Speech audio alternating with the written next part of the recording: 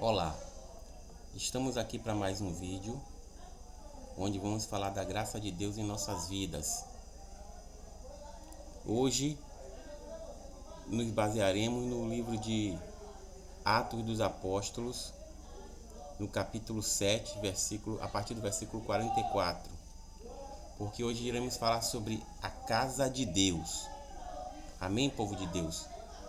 E tomando como base o texto de Estevão, as palavras de Estevão, quando ele diz assim: no deserto, os nossos antepassados tinham o tabernáculo da aliança, que fora feito segundo a ordem de Deus a Moisés, de acordo com o modelo que ele tinha visto.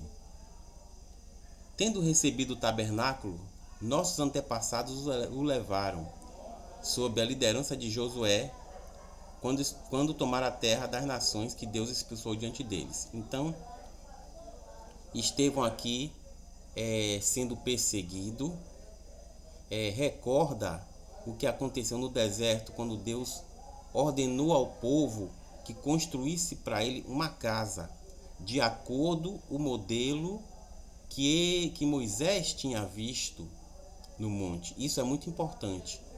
Era um modelo. Vamos ver esse texto aqui do livro de Êxodo 25, a partir do versículo 1. A partir do versículo 1. Disse o Senhor a Moisés: diga aos israelitas que me tragam uma oferta. Receba de todo aquele cujo coração o compelia a dar. Estas são as ofertas que deverá receber deles: ouro, prata e bronze, fios de tecido azul, roxo e vermelho, linho fino, pelos de cabra, peles de carneiro tingida de vermelho, couro, madeira de acácia, azeite para iluminação, especiarias para o óleo da unção e para o incenso aromático, pedras de ônix e outras pedras preciosas para serem encravadas no colete sacerdotal e no peitoril. E farão um santuário para mim, e eu habitarei no meio deles. Façam tudo como eu lhe mostrar, conforme o modelo do tabernáculo e de cada utensílio. Olha o que Deus falou para eles: e vocês farão um santuário para mim, porém, de acordo com o modelo que for mostrado. Então percebam, existia um modelo do santuário, ou seja, o santuário, o tabernáculo que foi construído, que seria a casa de Deus naquele momento, tinha um modelo, ou seja, já existia algo pré-existente antes deste tabernáculo. E Deus falou: vocês farão esse tabernáculo, vocês construirão este santuário. E então nós temos que entender o seguinte: já existia um modelo, já existia. Então esse santuário que Moisés construiu junto com a nação de Israel era uma cópia de alguma coisa que já existia. Continuando no livro de Atos,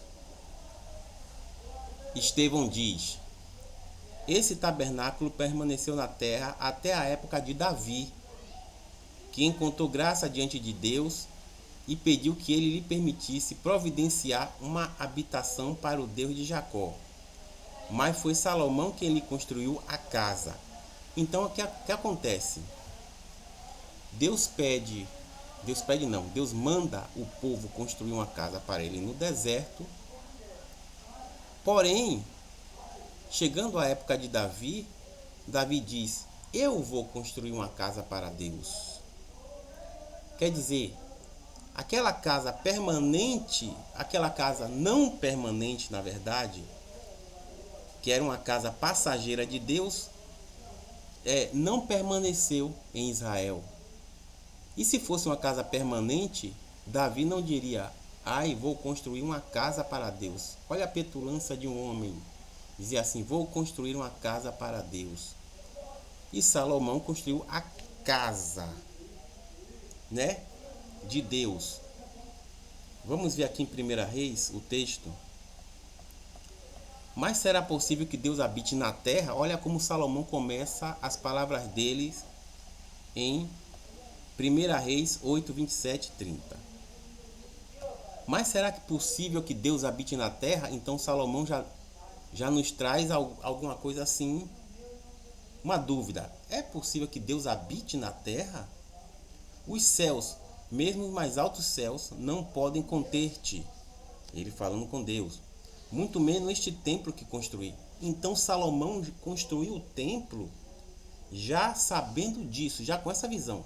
Eu vou construir esse templo, mas esse templo que eu estou construindo não vai caber Deus aqui dentro. Ainda assim, atende à oração do teu servo e ao seu pedido de misericórdia, ó Senhor, meu Deus. Ouve o clamor e a oração que o teu servo faz hoje na tua presença. Estejam os teus olhos voltados dia e noite para este templo. Se os olhos de Deus vão estar voltados para esse templo, quer dizer que Deus não está ali, mas os olhos dele vão estar voltados para ali. Lugar do qual disseste que nele porias o teu nome, para que ouças a oração que o teu servo fizer voltado para este lugar.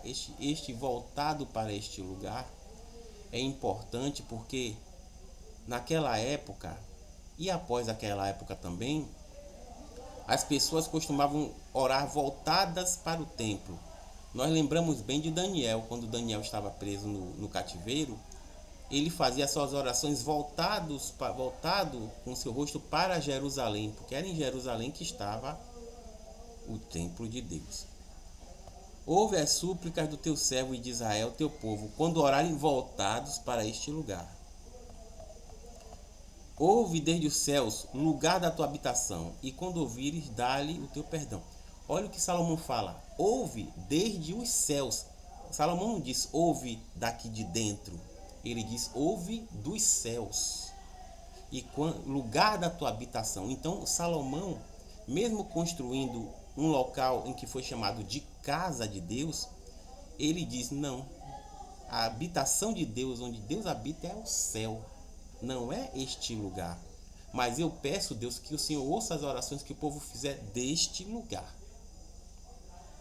E quando ouvires, dá-lhes o teu perdão. Então, tanto Moisés, quanto Davi, quanto Salomão, mesmo tendo a pretensão de construir casa para Deus, um templo, um lugar que Deus habite, eles reconheceram que aquilo ali era um local passageiro, não onde Deus iria habitar. Porque Deus já tinha um lugar. Deus já está em um lugar, Deus já está em uma morada. Mas ele diz, ouve as orações que forem feitas neste local que nós estamos construindo. Apesar de ter sido chamado casa de Deus, o templo, eles reconheceram que não era ali que Deus morava. E estes locais ficaram sendo chamados de casa de Deus durante a antiga aliança. E até hoje são chamados de casa de Deus. São chamados não, que o templo já não está mais de pé. Mas se estivesse de pé, seria chamado casa de Deus.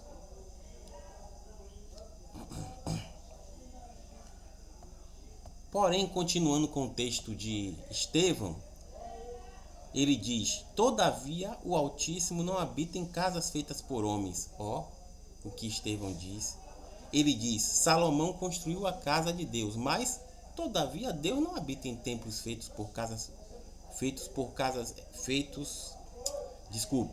o Altíssimo não habita em casas feitas por homens. Como diz o profeta, que profeta? Isaías. O céu é o meu trono e a terra o estrado de meus pés. Que espécie de casa vocês me edificarão? Diz o Senhor. Ou onde seria o lugar de meu descanso? Não foram as minhas mãos que fizeram todas essas coisas? Olha o que Deus fala. Não foram as minhas mãos, as mãos de Deus, que fizeram o mundo? Não foram as mãos de Deus que fizeram todas as coisas? Que tipo de casa, que espécie de casa um homem vai me construir para mim? Onde é que uma construção de tijolo, onde é que uma construção de bloco, de cimento, vai caber a glória de Deus? Olhe, Deus chamou esse povo para olhar para o céu e para a terra e dizer: olha, eu construí tudo isso, olha o céu que eu construí. Como é que vocês vão colocar este céu dentro dessas habitações que vocês constroem? Dessas habitações que Moisés construiu, que Salomão e Davi construíram. Não cabe. Deus não cabe dentro desses lugares. Deus não cabe dentro de nenhuma habitação feita por homem. Pode ser ela maior que for. Deus não cabe nesses lugares. Deus tem sua própria morada. E aqui existe uma deixa também que Deus fala assim: que espécie de casa vocês me edificarão? Deus já dá a entender que Ele mesmo é que vai construir a sua própria casa. Essa palavra do profeta Isaías é uma palavra já profética do que iria acontecer após a vinda de Jesus Cristo e com a ressurreição de Jesus, quando o próprio Deus, a partir de Jesus, a pedra fundamental, construiria a sua casa.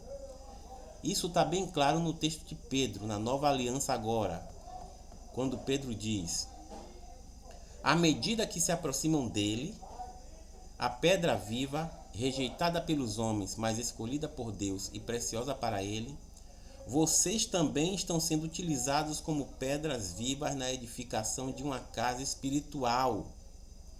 Vocês, nós que fazemos parte da igreja, nós que somos membros da igreja, estamos sendo utilizados como pedras vivas na edificação de uma casa espiritual. Então, quem constrói a casa? O próprio Deus. Na antiga aliança, os homens construíam casas para Deus. Na nova aliança, Deus é quem constrói sua própria casa. As casas da antiga aliança eram casas passageiras. Não que Deus habitasse nelas, mas que eram locais onde Deus ouvia as orações das pessoas. Mas na nova aliança, Deus habita em cada um de nós. E nós é que somos o tijolo da casa de Deus. Nós é que somos o bloco, a pedra da casa de Deus. Sendo Jesus o fundamento desta casa. Os apóstolos, os 12 apóstolos, os pilares da casa e todo o restante da igreja, pedras, blocos, o restante da construção. Como diz aqui em Pedro continua: pois assim é dito na Escritura: eis que põe em Sião a pedra angular, escolhida e preciosa, e aquele que nela confia jamais será envergonhado.